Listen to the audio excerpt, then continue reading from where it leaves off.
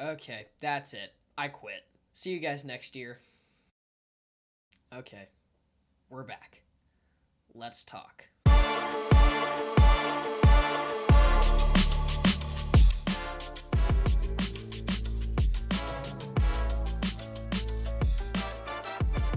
Okay, guys, I really don't have much of anything good whatsoever to say about that game. It was just so horribly terrible. It drove me borderline insane to see the defense just get pushed around by it like that. It seemed like every single play they were getting pushed like 4 yards off the line of scrimmage and were barely putting up any resistance. And people can say, "Oh, but Derek Harmon was hurt."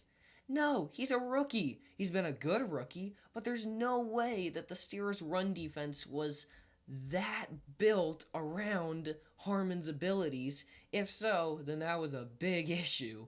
And yeah, Patrick Queen left late, but these are NFL football players who, on the defensive side of the ball, are basically paid millions to tackle people.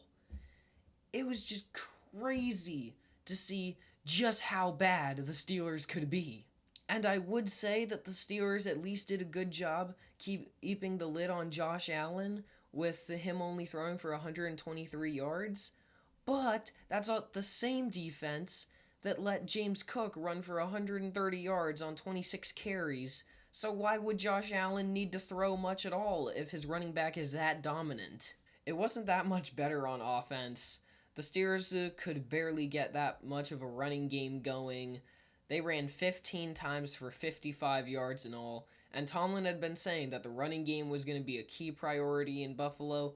Let me tell you what, it was not. Jaylen Warren ran 10 times for 35 yards and a touchdown. That's not that bad, but the Steelers just didn't run the ball. They kept trying to throw it when it clearly wasn't working. For the first quarter, Aaron Rodgers was 2 of 7 for 10 yards. Yeah, at that point, you just need to keep it on the ground and do what was working better than the passing game. It also was crazy that the Steelers offense only threw to the middle of the field like what, twice? And when they did, it resulted in big plays like Darnell Washington's 26-yard catch. I mean, Arthur Smith was saying that the offensive's issue is chunk plays. You get chunk plays by attacking the middle of the field, and they're just not doing that. The only positive I would take away from this was that the Steelers actually did bad enough that the crowd, one, booed Renegade, and two, chanted for Mike Tomlin to be fired. And if I had been in the stadium, I would have done that too. I used to be a Tomlin guy, but I am just tired of him not being able to win games when we had a clear advantage early on. That was another thing I liked. I liked that the Steelers actually did manage to get up 7-0, and then they somehow managed to lose that lead and make it a 26-7 loss.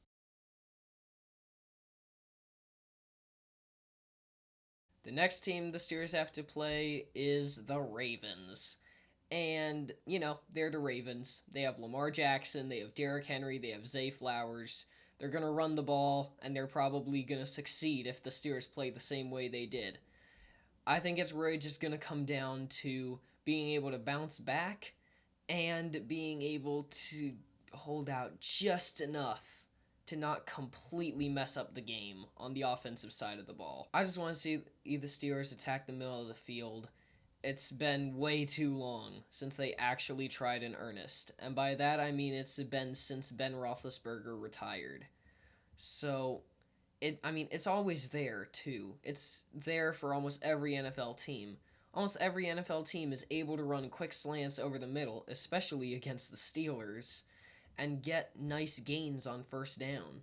So, I think it's about time the Steelers started learning from their opponents. But yeah, this is definitely a must-win for the Steelers, because if they lose this game, there's probably no chance of them bouncing back somehow and winning the division, because somehow they let their 4-1 record and their 3-game lead in the AFC North slip out of their hands. Boo. I'm going to be very optimistic and predict a 13-10 win against the Ravens. Let me know what you guys' predictions are in the comments below. Here we go, Steelers? Question mark? And I'll see you next week.